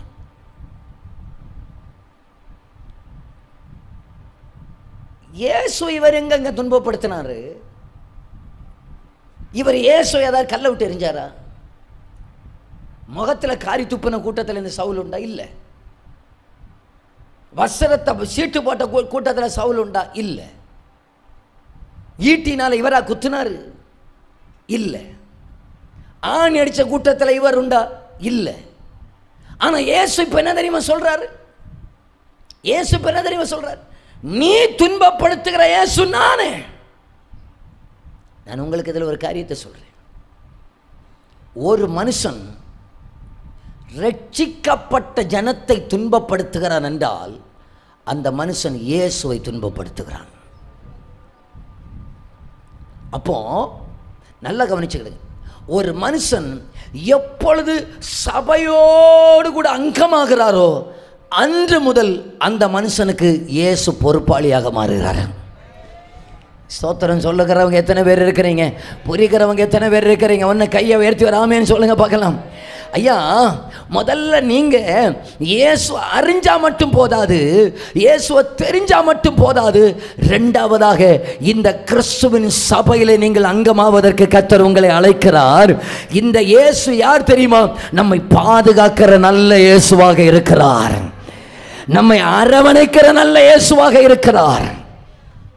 ஆகையினால தான் இயேசு சொன்னார், உன்னை தொடுகிறவன் என் கண்மணியை தொடுகிறான்.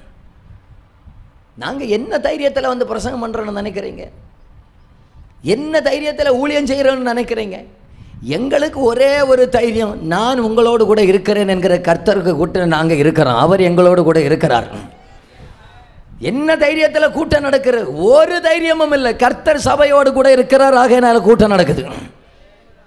நேற்றைக்கு ஒரு கன்வென்ஷனில் பிரசங்கம் பண்ண, அங்கே பார்த்தாச்சுன்னா கூட்டம் தொடங்குறதுக்கு முன்னால் பயங்கர கலக்கம். நடத்தக்கூடாதக்கா, அப்படியாக்கம் இப்படியாக்கம். எனக்கு இதெல்லாம் கூட்டம் முடித்த பிறகு தான் தெரியும். பார்த்தீங்கன்னு சொன்னால் பிறகு பார்த்தீங்கன்னா கூட்டம் பாட ஆரம்பித்த பிறகு ஒரு பிரச்சனை இல்லை. 9:45 தான் கூட்டம் முடிஞ்சுது. சோத்திரம். நான் என்ன சொல்ல வரேன்னா, சபைக்கு விரோதமாக எழும்புகிற எந்த ஆயுதமும் கர்த்தர் பார்த்து கொள்வார். அப்போ நம்ம எங்கே அங்கே ஆகணும்னா சபையில் அங்கே ஆகணும். நான் கிறிஸ்துவின் சரீரம் என்கிற சபையில் இருக்கிறேன்னு சொல்லுகிறவங்க அந்த கையை உயர்த்தி அப்பாவுக்கு ஒரு அல்லேலியா சொல்லுங்க பார்க்கலாம். ஸ்தோத்திரம் ஸ்தோத்திரம் ஸ்தோத்திரம். பாஸ்டர் சொன்னாங்க, நாளைக்கு மற்ற நாள் ஞாயிற்றுக்கிழமை தானே பஸ் ஞானசனம் ஆராதனை நமக்கு.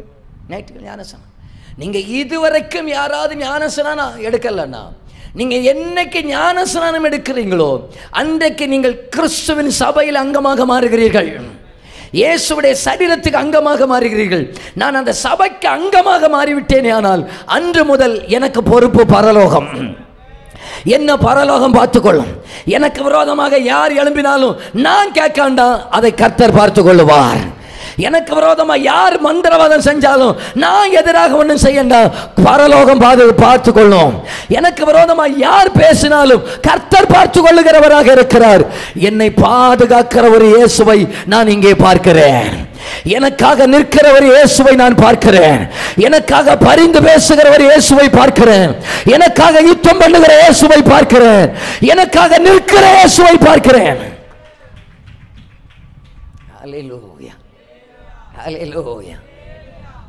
எனக்கு யாரும் இல்லைன்னு சொல்லாதீங்க. நான் சபையில் இருக்கிறேன்னு நீங்கள் நினச்சிக்கிட்டாங்க. எனக்கு மூளை கல் கிறிஸ்துவின் மேலே கட்டப்பட்டிருக்கிறேன். எனக்கு அவர் பார்த்துக்கிடுவார். இயேசு என் அஸ்திபாரம், ஆசை எனக்கவரே, நேசமுசி பாருதல், இயேசுவில் கண்டே ஞானம்,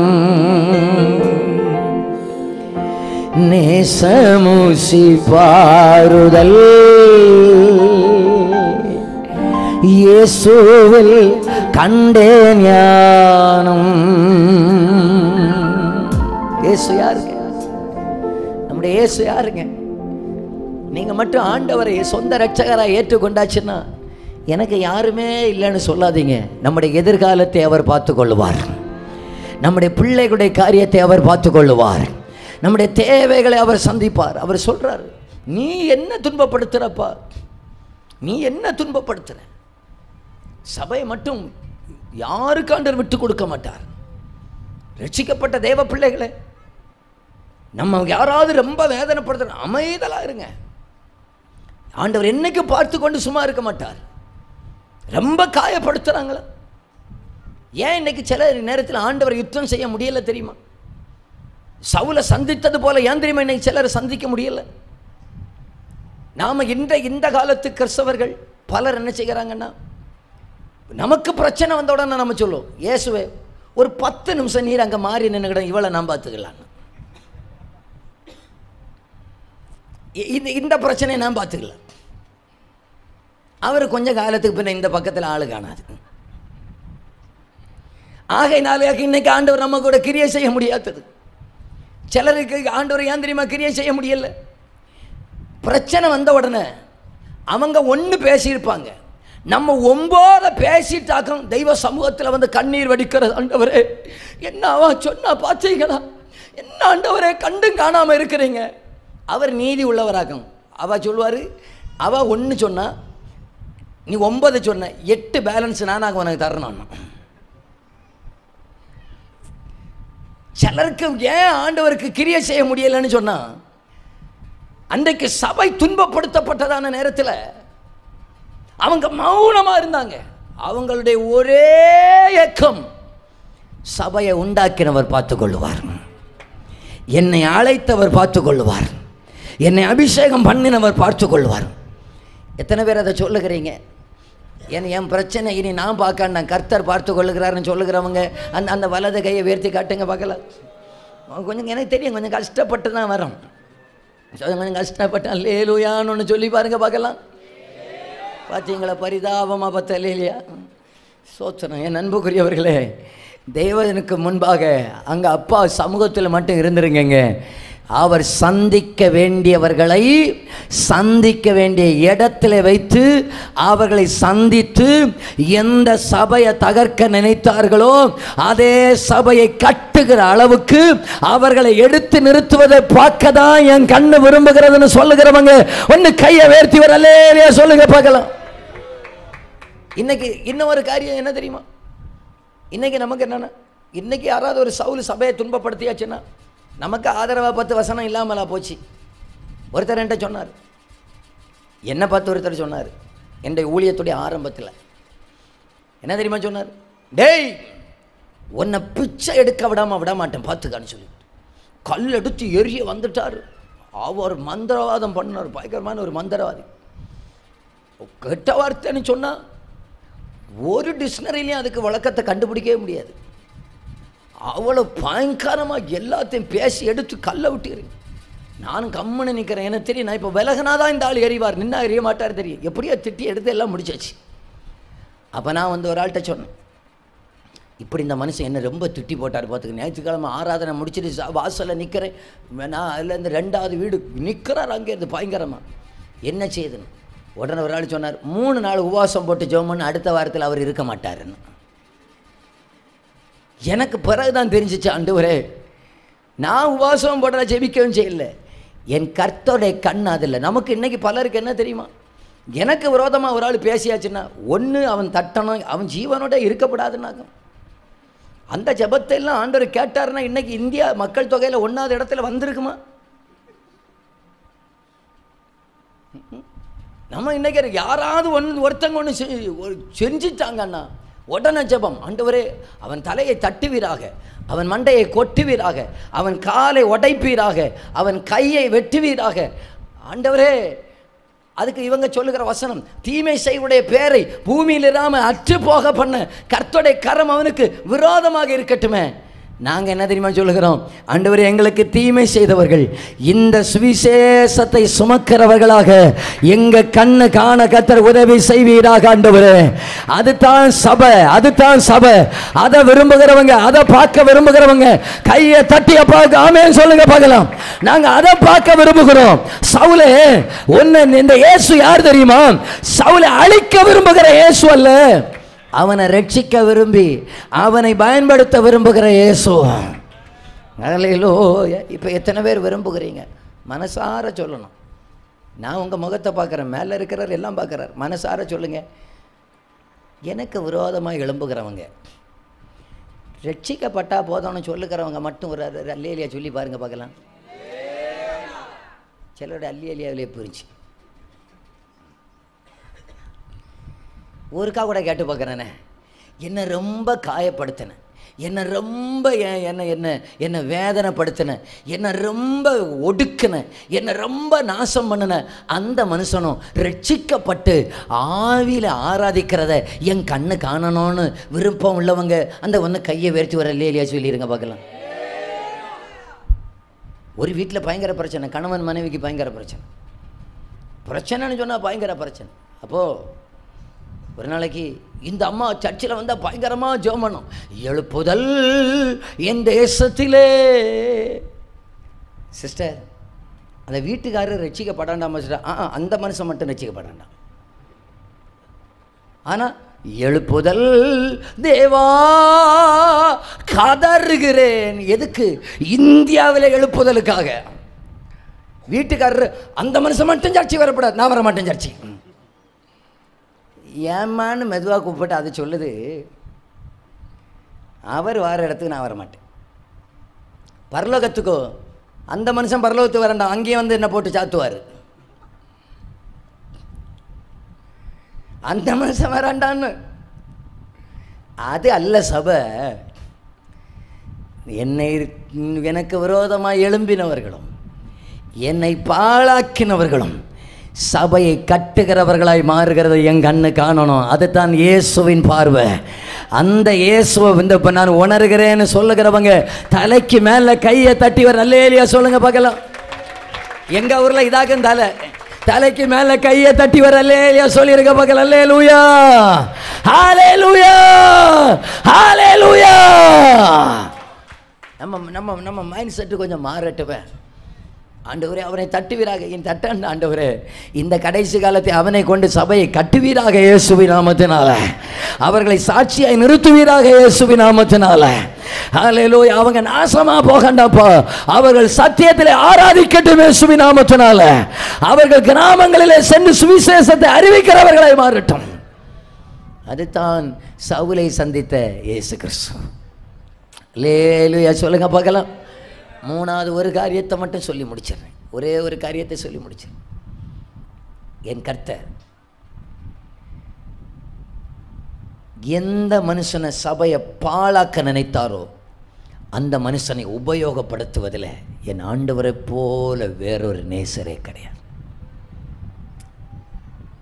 ஒரு கம்பெனி, இந்த உலகத்தில் இருக்கிற ஒரு கம்பெனி, அந்த கம்பெனிக்கு விரோதமாக ஒருவன் செயல்பட்டால் அவனை கலட்டி விட்டுட்டு தான் அடுத்த வேலையை பார்க்கும். ஆனால் என் கர்த்தருடைய ராஜ்யத்தின் வேலை அதில்லை. எந்த மனுஷன் கம்பெனியை தகர்க்க நினைத்தானோ அந்த மனுஷனை கொண்டே கம்பெனியை கட்டி எழுப்ப பண்ணுகிற என் இயேசு ராஜா ஒருவர் இருக்கிறார் பாருங்க. அவர் இருக்கிறார் பாருங்க. இப்ப சொல்லுங்க, அவரை போல நல்ல எஜமான் ஒருவர் உண்டாயா? அவரை போல நல்ல நேசர் ஒருவர் உண்டாயா? தீர்க்க தரிசனமாக ஆண்டவர் பேசுகிறார். ஆண்டவருடைய அழைப்பு இருந்தும் அழைப்பை விட்டு தூரமாய் போய், ஆண்டவருடைய வார்த்தை விட்டு தூரமாய் போய் எத்தனை முறையோ ஆண்டவர் அழைத்து பார்த்தார். அவருடைய சத்தத்துக்கு கீழ்ப்படியாமல் ஆண்டவரை விட்டு தூரமாய் போன உங்களை இன்னும் கலத்தி விடுவதற்கு மனசில்லை. உங்களை கொண்டே தேவ ராஜ்யத்தை கட்ட விருப்பமுடையவராக இருக்கிறார். நான் நம்புகிறேன் இந்த 2025 ஆண்டுல சிலரை கர்த்தர் கரத்தில் எடுக்க போகிறார், சிலரை கர்த்தர் பயன்படுத்த போகிறார், சிலர் அக்கினியாக மாற்ற போகிறார். இந்த மைதானத்துக்குள்ள இருக்கிற சில வாலிபர்கள் உலகம் அறியப்படுகிறவர்களாக அநேகரை அக்கினியிலிருந்து எழுத்தெடுக்கிற ஒரு கூட்டத்தை இதற்குள்ள கர்த்தர் வைத்திருக்கிறார் என்று சொல்லுகிறார். ஆண்டவரை விட்டு தூரம் போயிட்டீங்கன்னு உங்க உள் உணர்வு சொல்லுகிறது. ஆனால் கர்த்தர் சொல்லுகிறார், உன்னை கொண்டே கட்ட போகிறேன், உன்னையே கரத்தில் எடுக்க போகிறேன். சிலரை கருத்தில் எடுக்க போகிறார். இந்த பகுதியிலிருந்து ஒரு கூட்டம் வாலிபர்களை கர்த்தர் தேடிக்கொண்டே இருக்கிறார். இளம் சேனை ஆண்டவர் தேடிக்கொண்டே இருக்கிறார். உலகத்தை கலக்குகிற ஒரு கூட்டத்தை தேடிக்கொண்டே இருக்கிறார். சிலரை அக்கினியிலிருந்து இழுத்தெடுக்கிற ஒரு கூட்டம், தரப்பில் நிற்கிற ஒரு கூட்டம், ராஜ்யத்தை ஹல்லேலூயா கட்டி எழுப்புகிற ஒரு கூட்டம், சத்துருவுக்கு சவால் விடுகிற ஒரு கூட்டம் இதுக்குள்ள இருக்கிறதுன்னு ஆண்டவர் சொல்றார். இதுக்குள்ள இருக்குதுன்னு ஆண்டவர் சொல்றார். இன்னைக்கு நீங்க அப்பாவுக்கு விரோதமா போகலாம். இந்த முதலாவது ராத்திரி வேளையில உங்க வாழ்க்கையை அப்பாவுக்கே ஒப்பு கொடுத்து பாருங்க. இயேசுவே கூப்பிட்டு பாருங்க. ஒரு கரம் உங்களை தொடும், ஒரு கரம் உங்களை தூக்கும், ஒரு கரம் உங்களுடைய பாவத்தை மன்னிக்கும். எந்த இடத்துல விழுந்தீர்களோ அதே இடத்துல உங்களை தூக்கி எடுக்கிறவராக இருக்கிறார். பயன்படுத்த விரும்புகிறவராக இருக்கிறார். ஆண்டவரை விட்டு தூரம் போன வெளியே நீங்க கிறிஸ்தவர்கள்னு சொல்றீங்க, வெளியே நீங்க தேவ பிள்ளைன்னு சொல்றீங்க.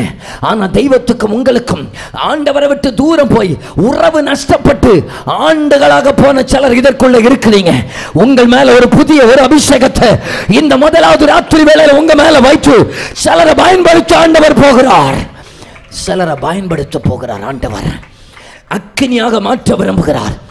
யாராவது இதற்குள்ள விரும்புகிறவங்க இருக்கிறீங்களா? கர்த்தர் என்னை தேடுவாரே ஆனால் நான் என்னை ஒப்பு கொடுக்கிறேன் என்று சொல்லுகிறவர்கள் இருக்கிறீங்களா? உங்க வலது கரத்தை உயர்த்தி காட்டுங்க பார்க்கலாம். ஆண்டவர் என்னை பயன்படுத்துவாரே ஆனால் நான் வருகிறேன். கையை உயர்த்தி ஆமென் என்று சொல்லுங்க பார்க்கலாம். ஹல்லேலூயா. இயேசு யார் தெரியுமா? உலகத்தை போல தீர்க்கிறவர் அல்ல. மணி பல நேரத்தில் உலகத்தின் பார்வையில் பார்க்கிறோம். இந்த இயேசு வேற. உலகத்தின் பார்வையில் தீர்க்கிறவர் அல்ல. திரும்ப சொல்லுகிறேன், கொஞ்சம் யோசித்து பாருங்களேன். ஒரு மனுஷன் கம்பெனிக்கு நஷ்டத்தை வருத்திட்டான், என்ன செய்வாங்க? துரத்திட்டு தான் அடுத்த வேலை பார்ப்பாங்க. அவனை எவ்வளவு மட்டம் தட்டி கீழே வைக்கணுமோ அங்கே கீழே வச்சுட்டு தான் அடுத்த வேலையை பார்ப்பாங்க. ஆனால் என் தெய்வமா அவனை பிடிச்சி உடைச்சி உருவாக்கி வனைந்து புது படைப்பாக மாற்றி ஏற்றமும் உயரமான இடத்திலே கொண்டு வந்து நிறுத்தி அழகு பார்க்கிறவராக இருக்கிறார். அந்த எட்டாத உயரத்தில் 9 வரங்களையும் கொடுத்து, கனிகளை கொடுத்து, அபிஷேகத்தை கொடுத்து, கிருபையை கொடுத்து, தாளந்துகளை கொடுத்து, சத்துருவை மேற்கொள்ளக்கூடிய அதிகாரத்தை கொடுத்து, சபைகளை சாபிக்கக்கூடிய வல்லமையை கொடுத்து, அதே ராஜ்யத்தை கட்டுகிற எட்டாத உயரத்தில் கொண்டு வைத்ததான கர்த்தர் இந்த இயேசுதான். சவுலை சந்தித்த இயேசு. அந்த இயேசு என்னை இந்த ராத்திரி வேளையை சந்திக்கணும்னு விரும்புகிறவங்க யாராவது இருக்கிறீங்களா? அந்த 2 கையை உயர்த்தி ஒன்று இயேசுவேன்னு கூப்பிட்டுருங்க பார்க்கலாம். அந்த கையை உயர்த்தி அந்த இயேசுவேன்னு கூப்பிட்டுருங்க பார்க்கலாம். ஒன்று வாயை திறந்து இயேசுவே இயேசுவே. எல்லாரும் எழுந்து நிற்கலாமா? எல்லாரும் எழுந்து நிற்கலாமா? நீர் யார்? இந்த இயேசு யார்? இந்த இயேசு யார்? சிட்சிக்க விரும்பாமல் ரட்சிக்கவே விரும்புகிற ஆண்டவர். இந்த இயேசு யார்? அவருக்குள்ளே வருகிறவர்களை பாதுகாக்கிறவர். இந்த இயேசு யார்? அவருடைய ராஜ்யத்துக்கு சேதாரத்தை உண்டாக்குகிறவனையும் அந்த ராஜ்யத்தை கட்டுகிற உன்னதமான வேலைகளை பயன்படுத்துகிறவராக இருக்கிறார். நான் திரும்ப என்னுடைய ஆவியிலே நான் பார்க்கிறேன். ஹல்லேலூயா. இதற்குள்ளே சிலரை கர்த்தர் கரத்தில் எடுக்க போகிறார். சிலரை பயன்படுத்த விரும்புகிறார். சிலரை அனலாக மாற்ற விரும்புகிறார். என்னையா ஆண்டவர் பயன்படுத்துவார் என்ற கேள்வியோடு நிற்கிறீங்களா? ஆண்டவர் சிலரை பார்த்து சொல்கிறார், உங்களை தான் ஆண்டவர் பயன்படுத்த போகிறார். ஆண்டவரே, நான் உம்மை விட்டு தூரமான பாவியாச்சே, திரும்ப வருகிறேன் என்று சொன்னீர்களே, ஆனால் உங்களைத்தான் பயன்படுத்த போகிறார். உங்களைத்தான் கரத்தில் எடுக்க போகிறார். அந்த வலது கையை உயர்த்தி சொல்லலாமா? எத்தன் என்னை உத்தமனாக்க சித்தம் கொண்டீர் என் ஏசையா.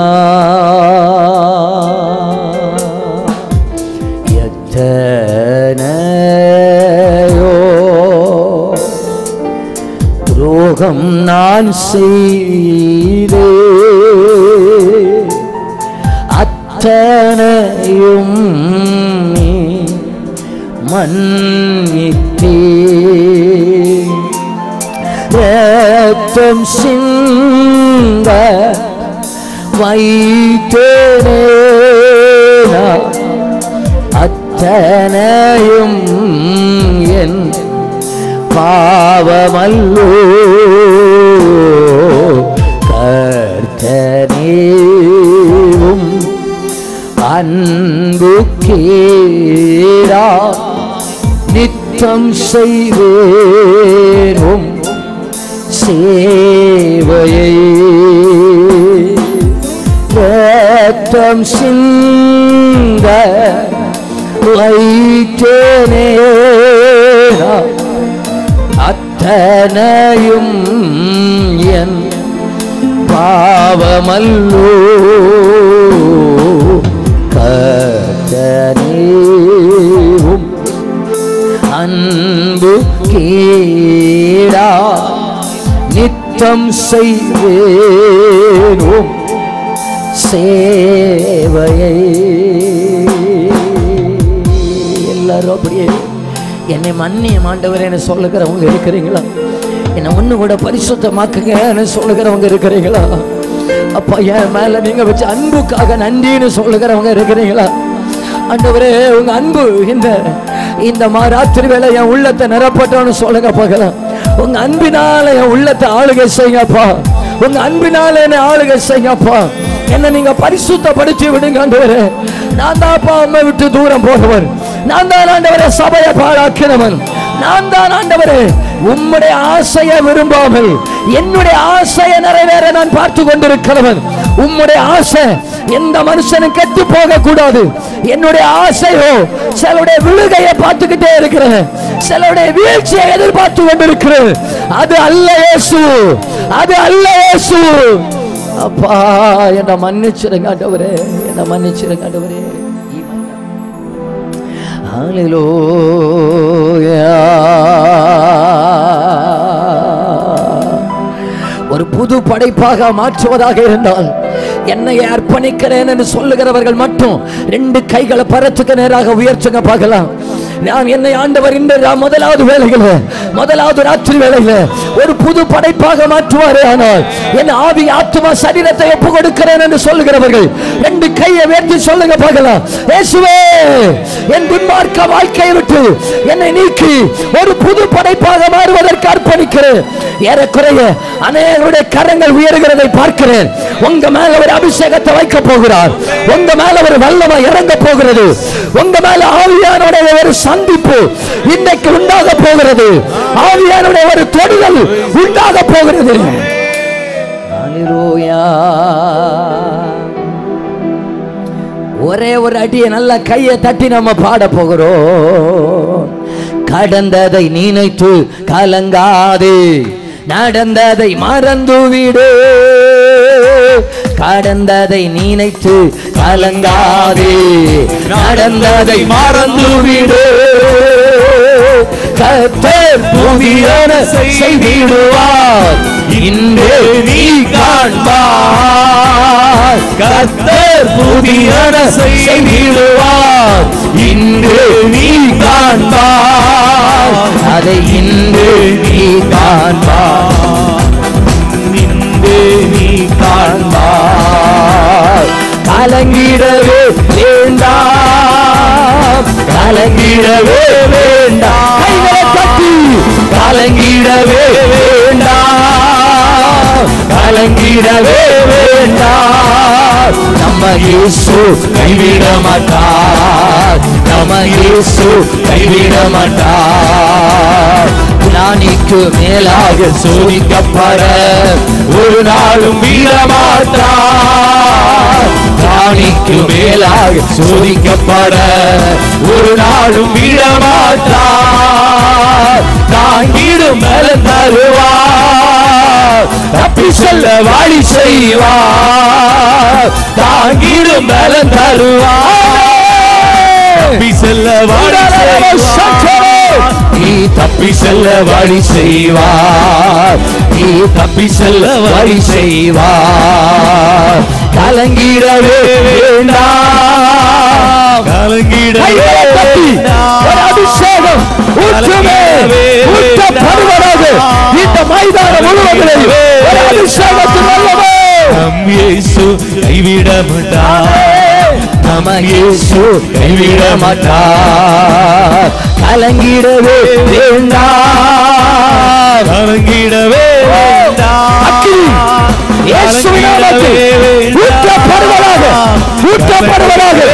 தூக்கி எடுக்கிற ஆவின் வல்லமை, தூக்கி எடுக்கிறவர், தூக்கி எடுக்கிற அப்பாவுடைய வல்லமை கைவிட ஊற்றிடுமே வல்லமையை இந்த நாளில் எங்கள் மேலே ஊற்றிடுமே அக்கினியை இந்த நாளில் எங்கள் மீது வல்லமை ஊற்றிடுமே வல்லமையை இந்த நாளில் எங்கள் மேலே ஊற்றிடுமே அக்கினியை இந்த நாளில் எங்கள் மீது வல்லமையோடே வல்லமை வல்லமை தாருவே தேசத்தை உமக்காய் கலக்கிட அபிஷேகம் அபிஷேகம் ஊற்றுவே ஆனல் கொண்டு உமக்காய் எழும்பிட வல்லமை வல்லமை தாருவே தேசத்தை உமக்காக கலக்கிட ஆளுகை செய்வீராக அபிஷேகம் ஊற்றுவே ஆளுகை செய்வீராக நல்ல கையை கட்டி துதிக்கப்படுகிற உடவலவ சக்கரவல ஒரு வல்லமை தூக்கி எடுக்கிற பரிசுத்த தெய்வத்துடைய கரம் வெளிப்படுவதாக இந்த நாளில் எங்கள் மீது வல்லமையுடே இந்த நாளில் எங்கள் மேலே கைகளை தட்டி ஒரு நிமிஷம் துதிக்க பார்க்கலாம். தூக்கி எடுக்கிறப்பா, தூக்கி எடுக்கிற ராஜாவுடைய கரம், தூக்கி எடுக்கிற வல்லமை இந்த முதலாவது திருவரையிலே அநேகருடைய ஆவிக்குரிய வாழ்க்கை தூக்கி எடுக்கப்படுகிறது. பாவத்திலிருந்து ராஜா தூக்கி எடுக்கிறார், விழுந்து போன இடங்களிலே தூக்கி எடுக்கிறார். நன்றி இயேசுவே, நன்றி இயேசுவே, நன்றி ஆண்டவரே, நன்றி ஆண்டவரே, நன்றி ஆண்டவரே, நன்றி ஆண்டவரே, நன்றி ஆண்டவரே, நன்றி ஆண்டவரே, நன்றி ஆண்டவரே, நன்றி ஆண்டவரே, நன்றி ஆண்டவரே. கர்த்தர் தொடர்ந்து ஆளுகை செய்வாராக, தொடர்ந்து உங்களை திடப்படுத்துவாராக. அந்த ஆண்டவர் நம்மையும் சந்திப்பாராக, நம்மையும் பலப்படுத்துவாராக, நம்மையும் பயன்படுத்துவாராக. தேங்க்யூ.